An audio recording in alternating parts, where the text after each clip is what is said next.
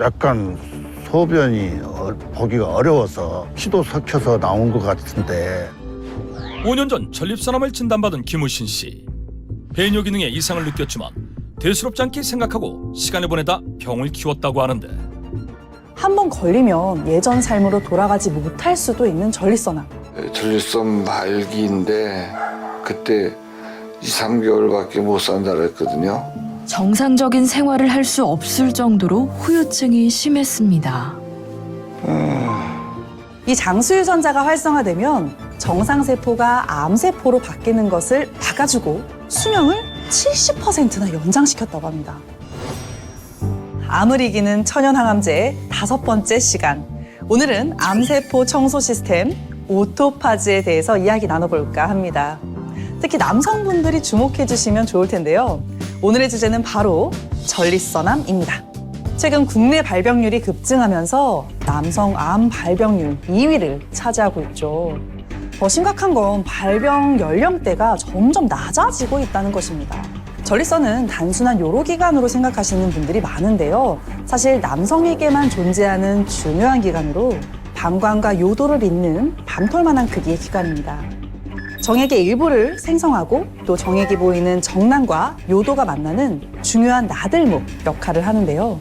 이 전립선에서 생기는 질환으로 전립선염, 전립선 비대증, 그리고 전립선암을 생각해 볼 수 있는데요.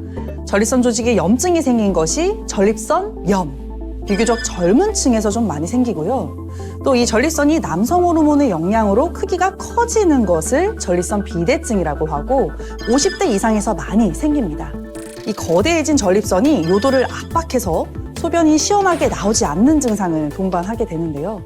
이런 전립선염이나 전립선 비대증이 생기면 암으로 이어질 수 있을 거라고 생각하는 분들도 계시는데 꼭 그렇지는 않습니다. 이 전립선암은 전립선 세포 안에 있는 암 유전자 스위치가 켜져서 그렇게 생겨난 한 개의 암세포가 증식해서 생겨난 결과인데요. 최근 젊은 층에서 전립선암 발병률이 증가하는 이유는 잦은 스트레스나 서구화된 식습관 등 잘못된 생활 습관이 암세포 성장에 유리한 환경을 조성하기 때문입니다. 전립선암은 다른 암에 비해 사망률은 낮은 편이지만 문제는 전립선암 치료 후 최대 90% 남성이 성기능 장애와 비뇨 생식기계 불편감을 경험한다는 것이죠. 한 번 걸리면 예전 삶으로 돌아가지 못할 수도 있는 전립선암. 그 예방법에 대해서 알려드리겠습니다. 그동안 저희가 암 치료와 예방을 위해서 무엇을 드시라는 말씀을 쭉 드렸는데요. 오늘은 반대로 좀 굶어보시라는 이야기를 하고 싶습니다. 그 이유는 우리 모두에게 심어져 있는 장수 유전자를 활성화시키기 위해서입니다. 이 장수 유전자가 활성화되면 정상세포가 암세포로 바뀌는 것을 막아주고 이미 생긴 암세포는 스스로 죽게 해서 암 예방과 치료에 큰 도움을 주거든요. 근데 이 장수 유전자는 바로 굶었을 때 활성화됩니다. 최소 16시간 이상 단식을 하면 우리 몸은 장수 유전자 스위치를 켜서 생존을 위한 모든 메커니즘을 활성화시킵니다. 그 결과 암세포처럼 손상된 세포는 제거되고 생존에 필요한 건강한 새 세포는 생성되는 결과로 이어지죠. 근데 업무량과 활동이 많으신 분들은 굶는 게 쉽지 않죠. 그런 분들께 희소식이 있습니다. 이 장수 유전자를 활성화시킬 수 있는 또 다른 방법, 바로 포도 껍질이나 땅콩에 많이 함유된 레스베라트롤을 섭취하는 것입니다.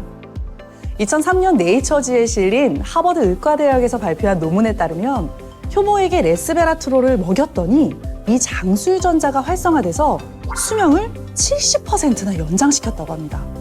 사람으로 따지면 100살까지 살던 사람이 170살까지 살았다는 이야기니까 정말 학계를 발칵 뒤집어 놓았는데요. 최근 20년간 발표된 논문만 48만 편에 달합니다. 그중에서도 암 예방 및 치료에 가장 많은 연구가 이루어져서 관련 논문만 27만 편에 달하고요. 염증, 당뇨, 노화, 고혈압, 파킨슨, 알츠하이머, 알레르기나 류마티스, 갑상선 질환 등 다양한 질병에 도움이 된다는 것을 입증한 식물 영양소가 레스베라트롤입니다. 레스베라트롤은 어떻게 이런 다양한 질병에 도움을 줄 수 있었을까요? 그것은 바로 장수 유전자를 통해 오토파즈라는 비상청소 시스템을 활성화시켰기 때문인데요. 오토파지는 원래 우리가 장시간 굶었을 때에도 에너지를 생성하기 위해서 활성화되는 과정입니다. 근데 원래 에너지는 내가 방금 먹은 것으로 만들어내는 거잖아요. 근데 장시간 굶어서 먹은 게 없는데 오토파지 시스템은 어떻게 에너지를 만들어낼까요? 바로 내 몸을 스스로 분해해서 에너지를 만들게 됩니다. 이때 아무거나 분해하지 않고 평소에 기능을 제대로 못하고 자리만 차지하고 있는 노후된 세포라든지 고장나서 역할을 못하는 세포 소기관처럼 우리 몸에 쓸모는 없는데 자리만 차지하고 있는 것들을 분해해서 내가 필요한 것으로 재활용될 수 있게 해주는 것이 바로 오토파지입니다. 그래서 오토파지가 활성화되면 암세포처럼 우리 몸에 필요 없는 세포를 분해해서 새롭고 건강한 세포나 에너지를 만드는 결과로 이어집니다.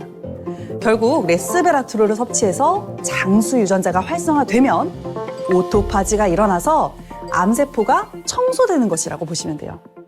그리고 이 오토파지 과정 중에 정말 중요한 요소가 하나 있는데요. 바로 활성산소입니다. 오토파지가 일어나는 환경에 활성산소가 많으면 암이 청소되는 것이 아니라 오히려 암세포가 증식하는 결과로 이어지기 때문에 암 환우분들처럼 활성산소가 많은 분들은 오토파지를 위해서 함부로 단식하시면 안 됩니다.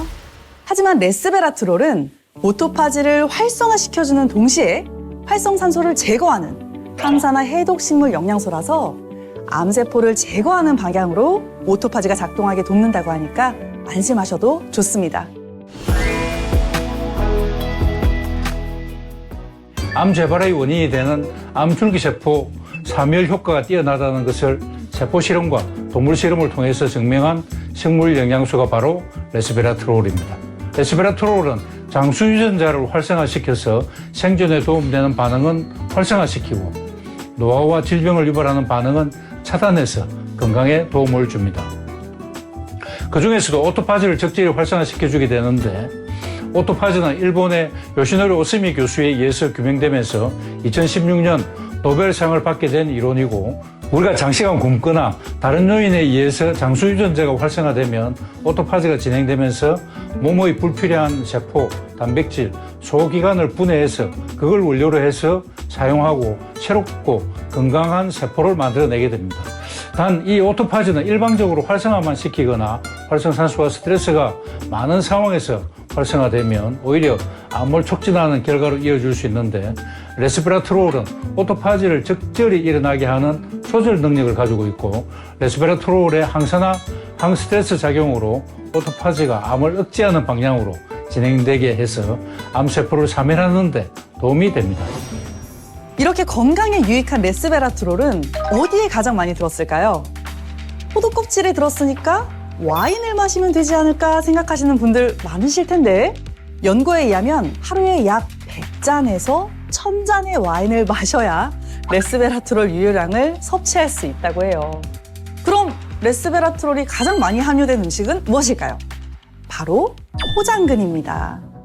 하지만 포장근 역시 매일 2kg 이상 드셔야 암에 도움을 줄 수 있다고 하니까 레스베라트롤이 농축된 보충제가 필요하실 수도 있습니다. 좋은 레스베라트롤 보충제 고르는 방법 알려드릴게요. 첫째, 포도보다는 함량이 높은 포장근을 원료로 하는 것이 더 좋습니다. 둘째, 열악한 환경에서 살아남기 위해서 식물이 만들어내는 레스베라트롤 함량이 높을 수 있도록 재배 환경을 엄격하게 통제했는지 확인해 주시고요. 셋째, 추출 과정에서 유해물질을 제거했는지 꼭 확인해 주세요. 해외 직구 제품은 정말 주의하셔야 되는데 그 이유를 서울대학교 약학대학 서영준 교수님께 들어보도록 하겠습니다. 유통기간이 중요한데 그 과정에서 변질이 되지 않았는지. 근데 미국 의견에는 이런 식이 보충제에 대한 그런 규제가 상대적으로 좀 관대한 편입니다. 그래서 만약에 문제가 생기면은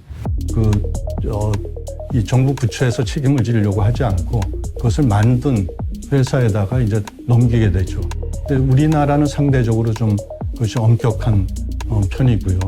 그런데 이 유통 과정에서 대부분의 그런 지금 이 생리 활성을 나타내는 식물 영양소들이 항산화 효능이 높거든요. 그러니까 그런 연구 결과에 의하면 이제 그런 이 파이토케미칼들의 생리 활성을 그 작용에 뭐 여러 가지 그 효능이 비전이 있겠지만은 항산화 작용이 주가 되는 것이고요. 그 항산화라는 것은 결국 다른 물질이 산화되는 것을 막아준다는 것이거든요. 그 과정에서 자신은 산화가 된단 말이에요.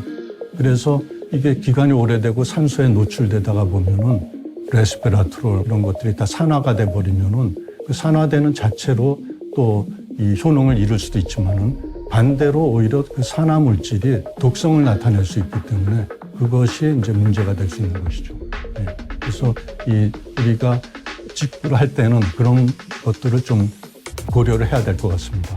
우리가 그 물질들이 섭취해서 효능을 나타내려면 우선 많이 흡수가 잘 돼야 되잖아요. 또 안정성, 그것이 보장이 돼야 되는데 식물 유래 성분들이 단독으로 우리가 쳤을 적에는 그 흡수율이 낮고 혈중 농도의 그 유지 시간도 짧습니다. 그 반감기가 짧다는 얘기죠. 그래서 그것을 이제 극복하기 위해서 이제 어떤 뭐 신기술을 이용해가지고 나노 제형을 이용하는 거, 두 가지 물질을 합해가지고 각각의 이제 효능을 높일 수 있고 또 도와주는. 자, 오늘 전립선암을 중심으로 이야기 나눠봤는데요. 전립선암, 더 이상 남성 인생의 종착역이 아닙니다. 모든 종류의 암에 도움을 주는 식물 영양소로 여러분의 삶을 건강하게 지킬 수 있길 바랍니다. 감사합니다.